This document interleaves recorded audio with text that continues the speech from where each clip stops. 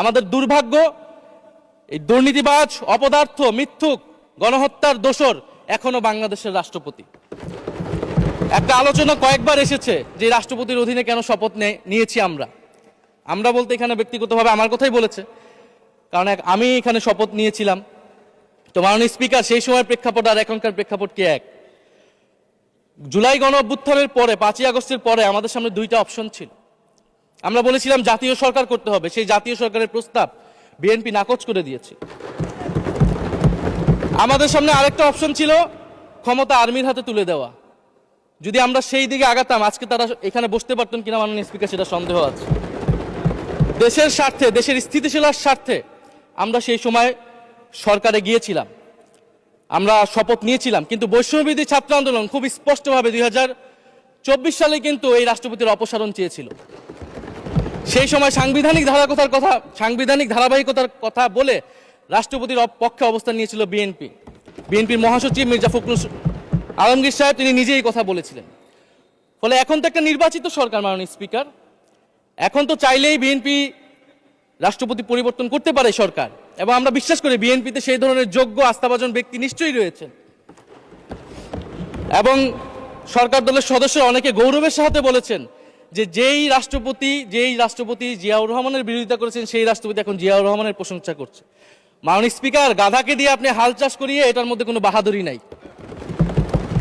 এটা আপনাদের দেউলিয়ত্ব, সরকারের দেউলিয়াত্ব যে সরকার এখনো রাষ্ট্রপতি পরিবর্তন করতে পারছে না। মাননীয়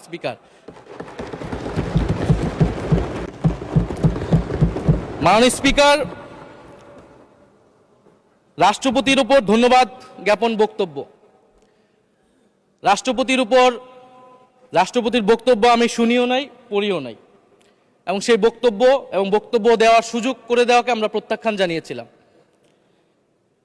আমরা খুব স্পষ্টভাবে বলেছিলাম যে এই রাষ্ট্রপতির অপসারণ প্রয়োজন, তাকে গ্রেফতার করা প্রয়োজন। এই রাষ্ট্রপতির আর কোনো অধিকার নেই বঙ্গভবনে থাকার, এইখানে এসে বক্তব্য দেওয়ার। প্রেসিডেন্ট শাহাবুদ্দিন চুপ্পু, তার কিছু কুকীর্তির কথা মাননীয় স্পিকার হাউসের সামনে তুলে ধরছি। তিনি দুদকের কমিশনার ছিলেন, তাকে দুদকের কমিশনারের করা হয়েছিল 3টে অ্যাসাইনমেন্ট দিয়ে। 1 নম্বর হচ্ছে খালেদা জিয়া এবং তারেক রহমানের বিরুদ্ধে দুর্নীতির অভিযোগের শাস্তি নিশ্চিত করা। 2 নম্বর পদ্মা সেতুর দুর্নীতির অভিযোগ থেকে আওয়ামী লীগকে ক্লিন শিট দেওয়া। 3 নম্বর ফখরুদ্দিন মঈনুদ্দিন সরকারের সময় শেখ হাসিনা সহ আওয়ামী লীগ নেতাদের বিরুদ্ধে হওয়া দুর্নীতির মামলাগুলোকে বাতিল করে দেওয়া। এমন একজন ব্যক্তিকে বিএনপি সরকার রাষ্ট্রপতি হিসেবে এখনো মেনে নিচ্ছে মাননীয় স্পিকার। আরেকটি ঘটনা বলি, 2009 সালে শেখ হাসিনার ক্যাঙ্গারু আদালতের নির্দেশে এই শাহাবুদ্দিন চুপ্পুর নেতৃত্বে 3 সদস্যের judicial inquiry commission on minority torture in 2001 করেছিল শেখ হাসিনার ক্যাঙ্গারু কোর্ট।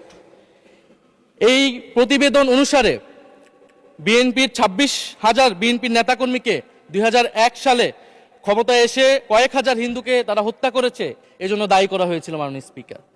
এবং আওয়ামী লীগ এই রিপোর্ট দেশে বিদেশে এই রিপোর্ট ফেরি করে তারা নিজেদের এখানে ক্ষমতায় থাকাটাকে পাকাপোক্ত করেছিল। মাননীয় স্পিকার, এই রাষ্ট্রপতি চুপ্পু এস আলমের হাতে ইসলামী ব্যাংকে তুলে দেওয়ার কারিগর, 2 কোটি আমানতকারীকে পথে বসিয়েছিল।